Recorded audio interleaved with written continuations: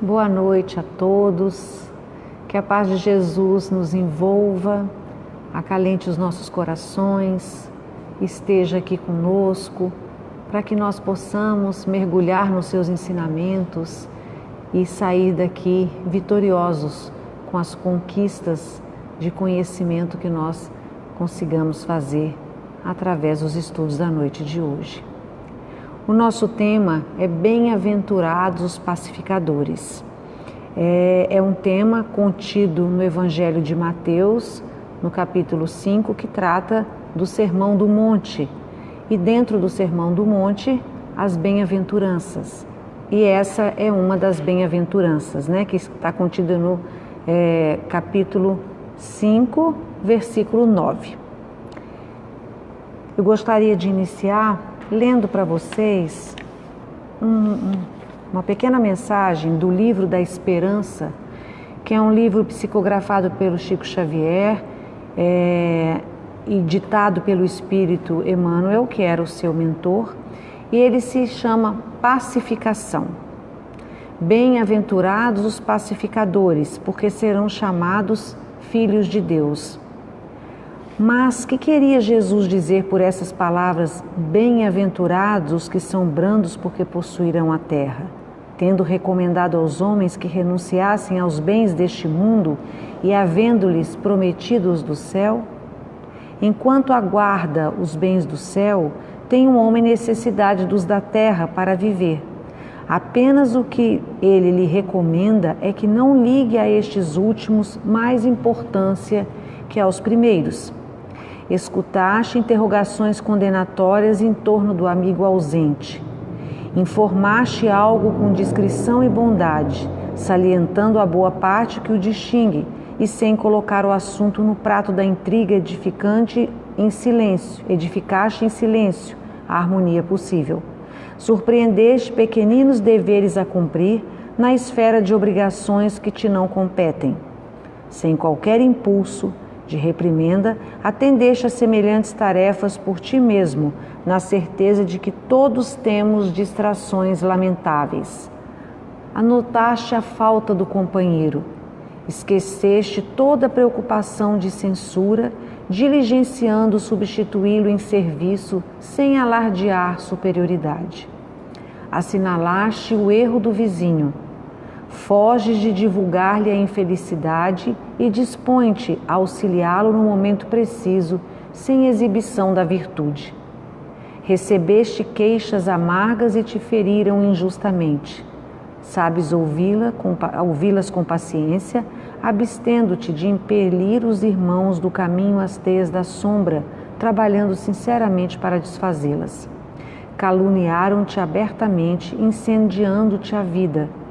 Toleras serenamente todos os golpes, sem animosidade ou revide, e respondendo com mais ampla abnegação no exercício das boas obras, dissipas a conceituação infeliz dos teus detratores.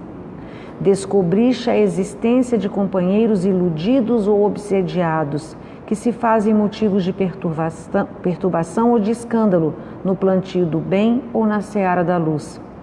De certo, não lhes aplaudes a inconsciência, mas não lhes agravas o desequilíbrio através do sarcasmo e oras por eles, amparando-lhes o reajuste pelo pensamento renovador. Se assim procedes, classificas-te, na verdade, entre os pacificadores, abençoados pelo Divino Mestre, compreendendo afinal que a criatura humana, isoladamente, não consegue garantir a paz do mundo. No entanto, cada um de nós pode e deve manter a paz dentro de si. É muito bom falar de paz, Principalmente em momentos tão conturbados como os que nós vivemos. Então, falar de paz, falar do Evangelho, falar dos ensinos de Jesus é um acalanto para as nossas almas, porque Jesus só queria a nossa felicidade. E como é bom saber que existe aquele que se preocupa com a nossa felicidade, que nos ensina como chegar a essa felicidade. Então é sempre muito bom falar dos ensinos de Jesus, porque nós temos certeza, a convicção de que Ele só quer a nossa felicidade. E em nenhum dos nossos ensinamentos nós vamos encontrar qualquer frase de Jesus que contradiza essa afirmação. Jesus só queria a nossa felicidade, só quer a nossa felicidade. O Sermão do Monte, que eu acabei de falar, que está em Mateus, no capítulo 5, e começa no versículo 1 e vai até o versículo 12, né? As bem-aventuranças. As bem-aventuranças estão contidas dentro do Sermão do Monte.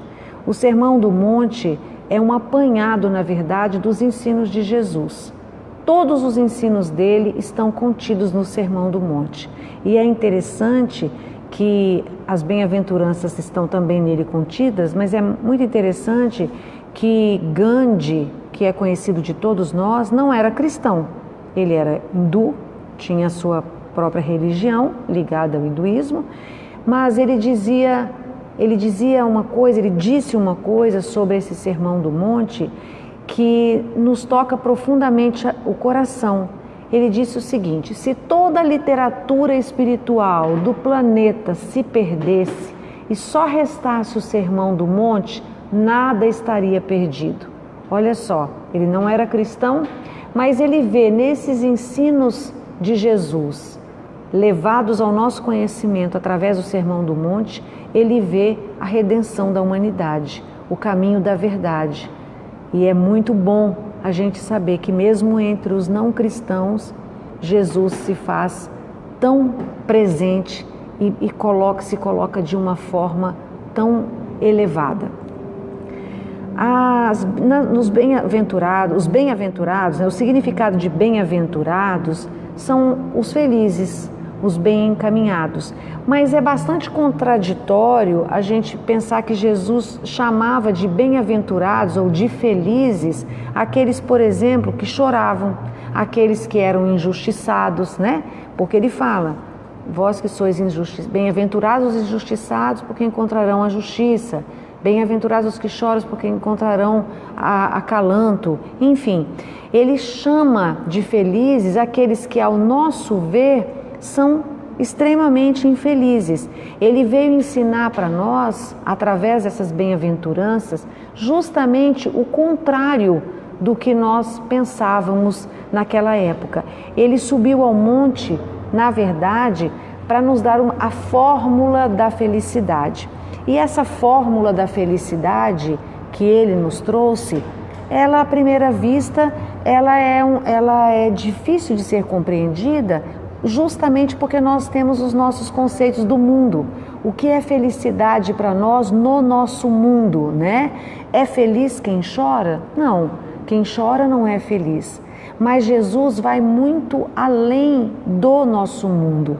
O que Jesus vem falar para nós de felicidade é como ele disse em uma das suas passagens: a felicidade que ele promete não é a felicidade deste mundo. Então, na verdade, se nós não formos olhar com esses olhos de uma felicidade futura e de uma felicidade que não pertence a esse mundo, nós teremos dificuldade para compreender o Sermão do Monte, principalmente em se tratando das bem-aventuranças. Todos que estavam ali, principalmente os seus discípulos, estavam esperando uma fórmula mágica para a felicidade, que Jesus colocasse assim de uma forma muito simples: basta fazer isso que vocês vão ser felizes, né? Mas ele mostra muito claramente, Jesus nos provoca, né, a entender que a nossa felicidade depende de uma construção, de um duro processo de construção, ou seja, de um duro processo talvez de reconstrução de nós mesmos, né? E essa leitura feita do Sermão do Monte, principalmente das bem-aventuranças, se ela for feita de uma maneira superficial, nós realmente não conseguiremos entender o seu significado. Os ensinos de Deus, os ensinos de Jesus, são ensinos muito profundos.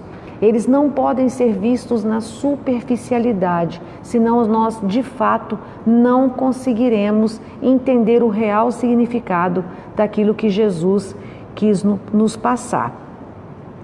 Ele nos mostra, através desse parâmetro que ele faz, com a felicidade futura, ele coloca que os que choram, os que estão injustiçados, os que se sentem infelizes, acharão essa felicidade, serão felizes no futuro.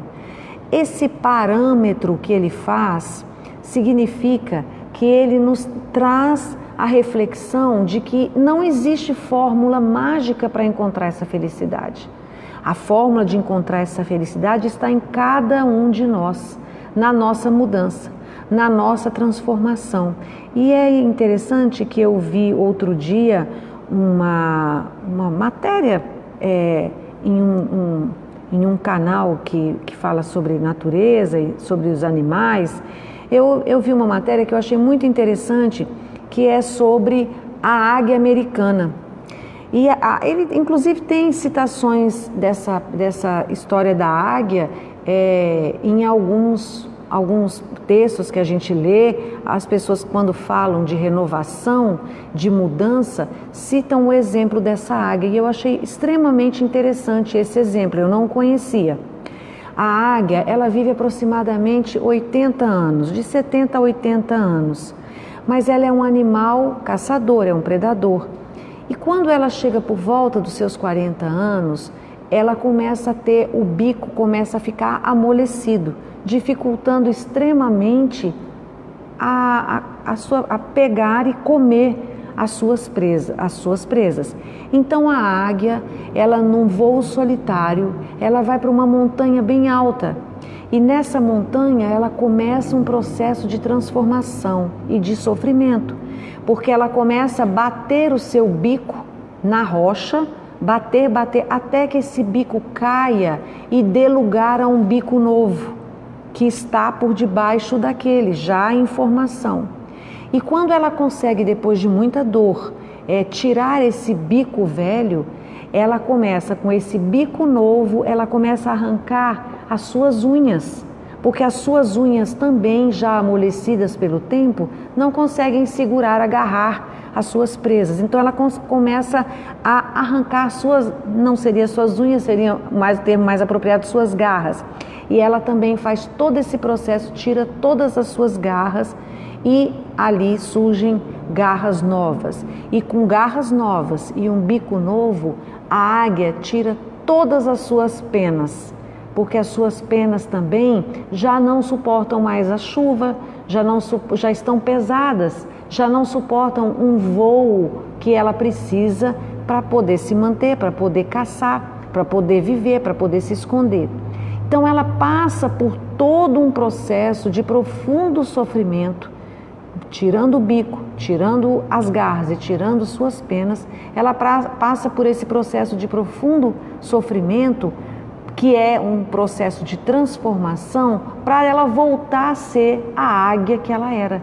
E depois desse processo, que dura aproximadamente uns 6 meses, ela vive mais de 30 a 40 anos, com seu bico, suas garras e suas penas novas.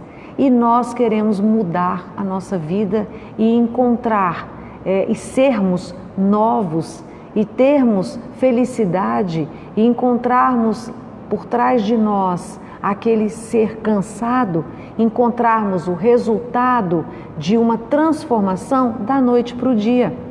Nós não conseguimos isso. O processo de transformação nosso é doloroso também.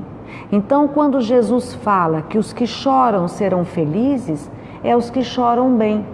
Aqueles que que aceitam aquele sofrimento, que aceitam aquela dor com resignação, que veem naquela dor, que veem naquele sofrimento, que veem naquele choro uma transformação, uma oportunidade de transformação, e tratam isso como um processo de transformação. Dura 1 mês? Dura 2 meses? Dura 3 meses? Não se sabe.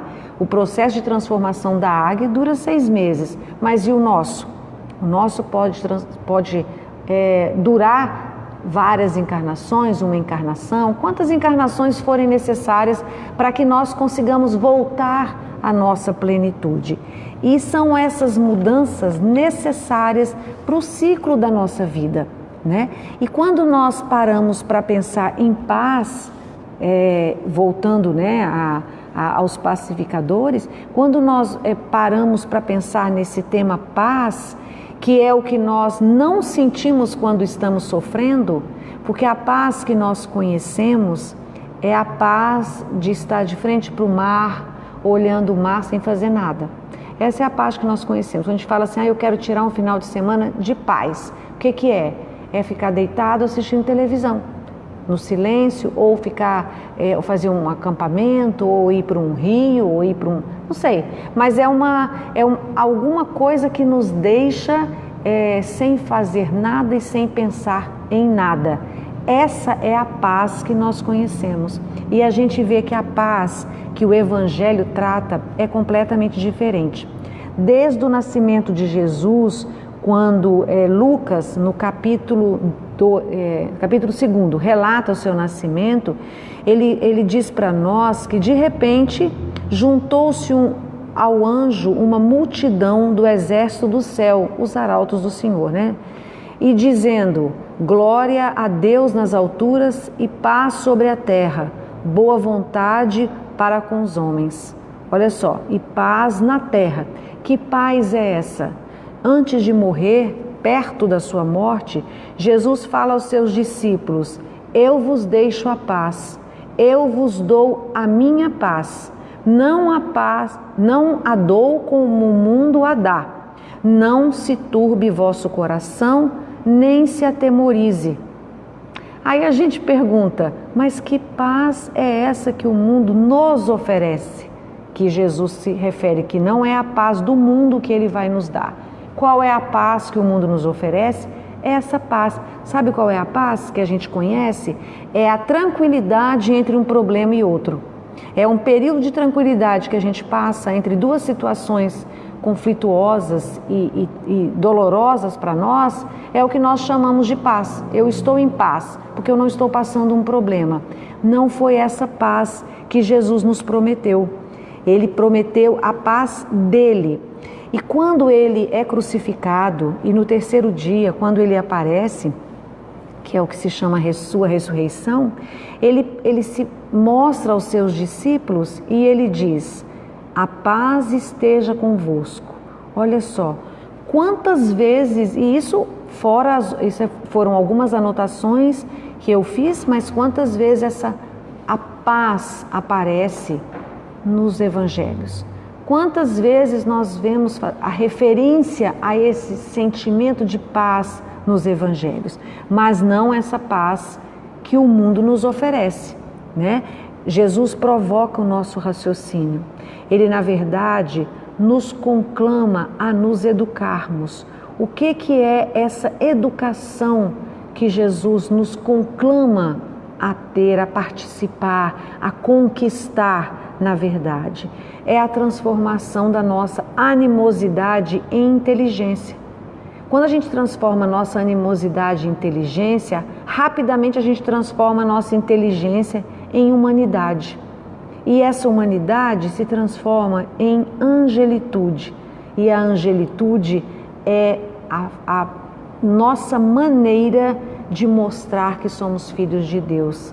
A nossa conexão com Deus é a nossa angelitude. Quando nós conseguimos chegar a esse patamar de angelitude, de transformação da nossa animosidade em consciência, da nossa consciência em humanidade e da nossa humanidade em amorosidade, em angelitude, nós teremos atingido essa paz que Jesus nos prometeu.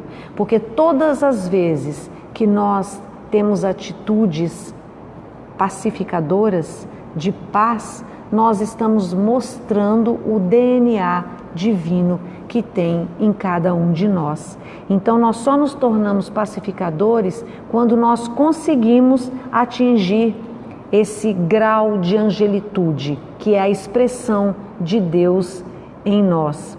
E eu tenho uma outra mensagenzinha que fala também de Emmanuel, que ele coloca muito claramente para nós no livro Fonte Viva, na mensagem chamada Educa.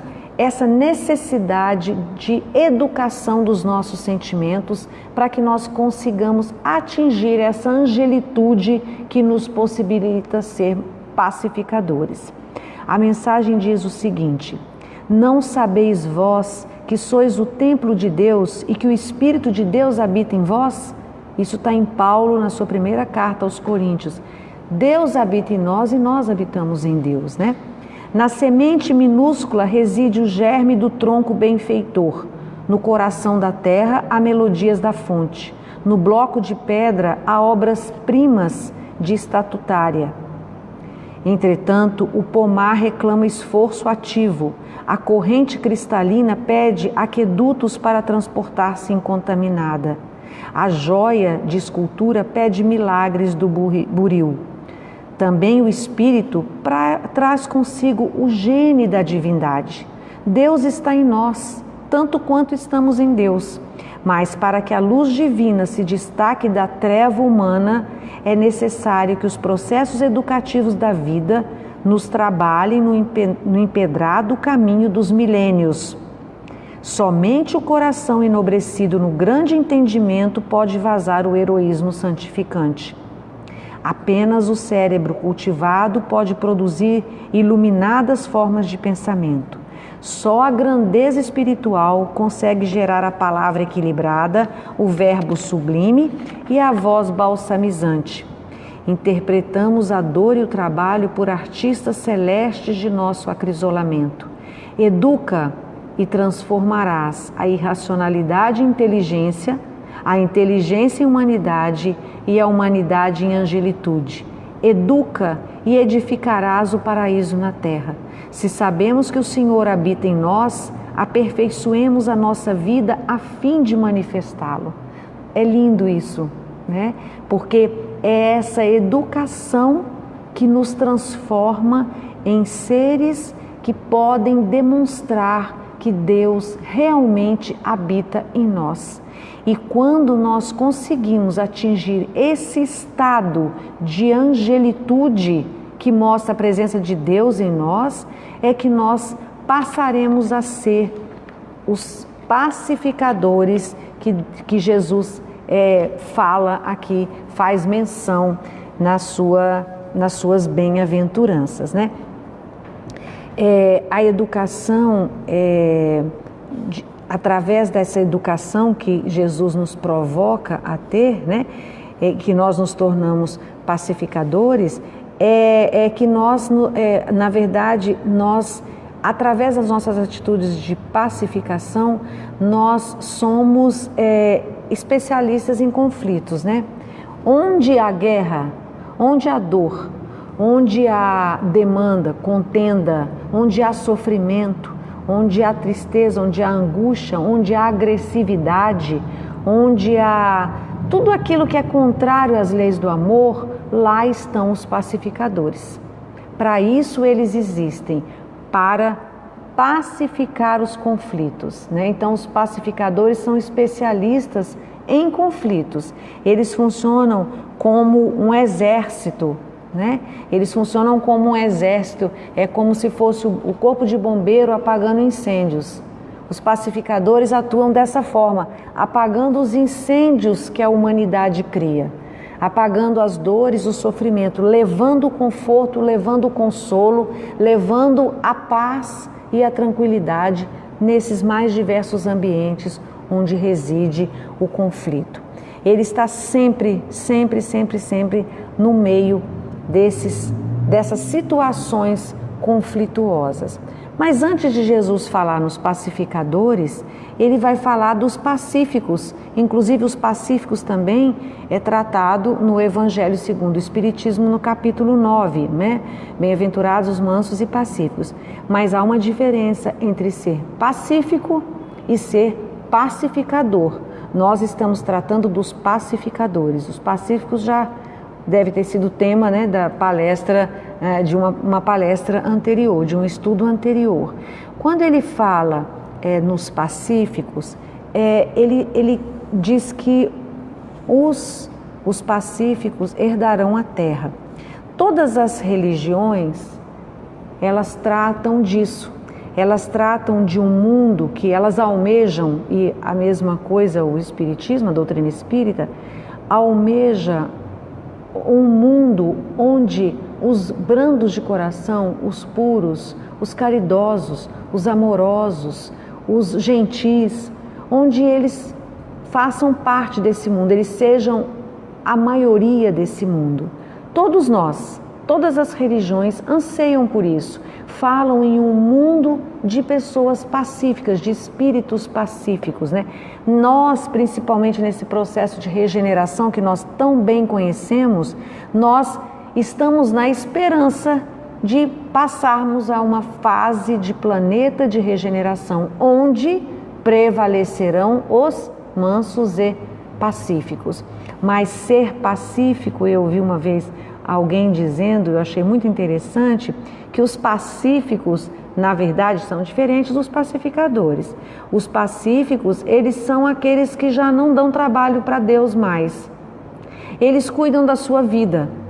Eles não entram em contendas, em confusões, em problemas. Eles são carinhosos, são amorosos, são gentis, mas eles não se responsabilizam pela paz do outro. É diferente do pacificador.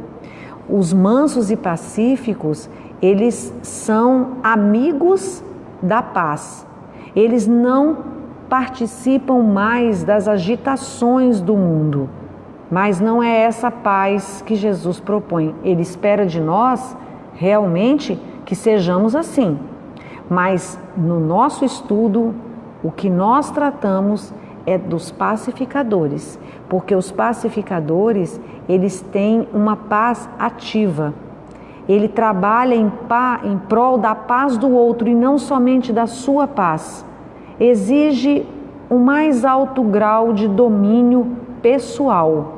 Por isso que Jesus fala, bem-aventurados os pacificadores, porque eles são chamados filhos de Deus, filhos da luz, são a própria a imagem de Deus, eles são a imagem de Deus, porque o seu comportamento de não só querer a paz para si, mas ser um instrumento de paz, traz e mostra que eles são verdadeiramente, eles têm verdadeiramente Deus neles e eles mostram através da sua angelitude, desse seu DNA, do DNA de Deus presente em todos aqueles que tentam, por todas as formas, trazer esse potencial dos mais elevados, que é o de pacificar, mostrando uma completa comunhão com Deus, né? O próprio caráter de Deus nisso.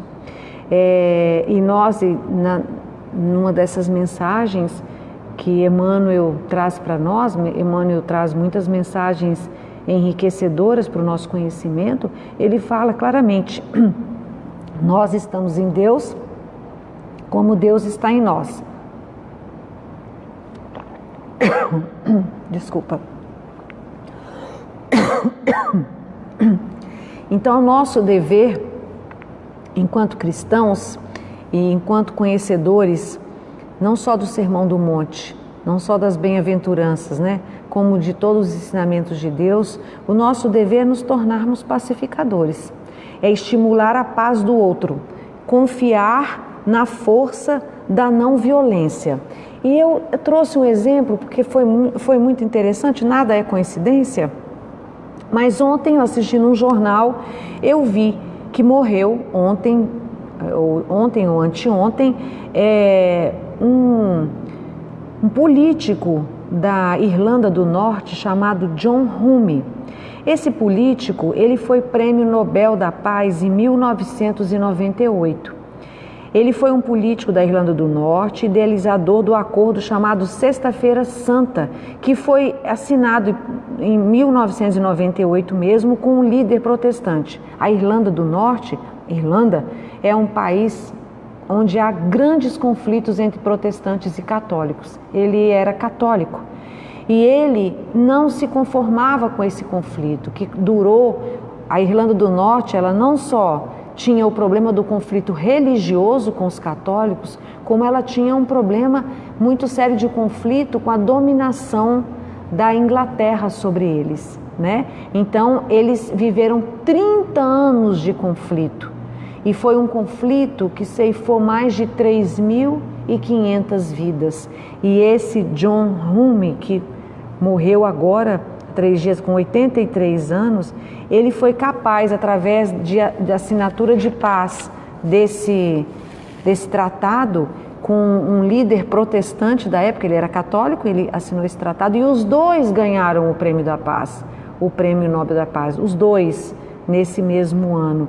Então, eu anotei alguns comentários que fizeram sobre ele, o primeiro-ministro da Inglaterra fez sobre ele, e eu achei assim muito bonito, porque tanto o primeiro-ministro da Irlanda como o primeiro-ministro da Inglaterra fizeram uma homenagem a ele, tratando-o como um pacificador.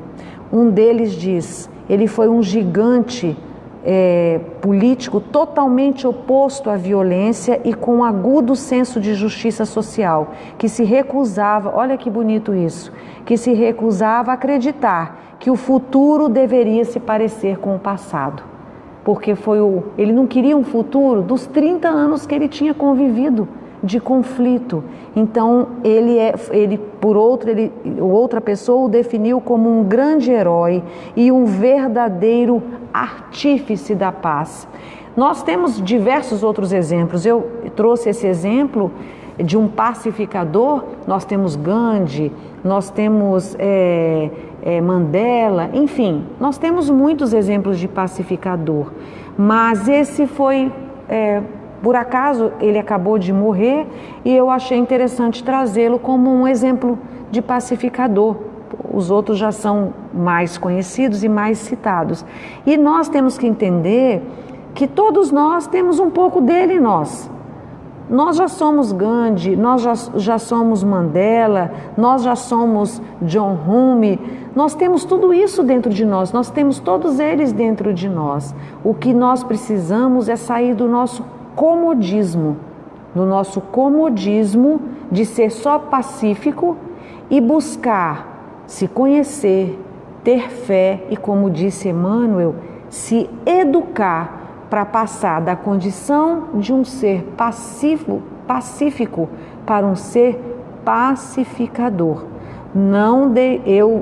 Jesus disse para nós, finalmente, né, na hora da sua crucificação, ele disse: eu vos deixo a minha paz, mas não a paz que o mundo vos dá. Antes da crucificação, quando ele conversa com os apóstolos, né? Então, a pacificação é a mais sublime das bem-aventuranças. Ser pacificador é a mais sublime das bem-aventuranças, porque ela é o retrato da sua conexão com Deus. Ela demonstra realmente que você possui essa angelitude característica do nosso Criador. E eu vou encerrar com mais uma mensagem. Hoje eu estou inspirada com as mensagens, que também do Espírito Emmanuel, do livro da Esperança, que chama Pacificação. Para conclamar a todos vocês para se tornarem pacificadores. Torna-te pacificador. Onde te encontres, estimula a paz e viva em paz. Os tumultos que aturdem os homens e as lutas que se travam em toda parte poderiam ser evitados ou pelo menos contornados se os homens mantivessem o espírito de boa vontade uns para com os outros. Uma ofensa silenciosa, uma agressão desculpada, um golpe desviado evitam conflitos que ardem em chamas de ódio. Confia na força da não violência e a paz enflorescerá o teu coração de quantos se acercarem de ti. Na verdade, desculpa, não é de Emmanuel. Esse texto, essa mensagem é de Joana de Ângeles, do livro Vida Feliz, me perdoem. Eu anotei aqui, mas era outra mensagem que tinha o mesmo nome, da pacificação. Então, vamos ser pacificadores, vamos nos tornar pacificadores, vamos mostrar para Jesus que nós merecemos o reino de Deus, que nós podemos ser chamados de filhos de Deus, porque na nossa transformação conseguimos chegar ao grau de angelitude que é esperado de nós.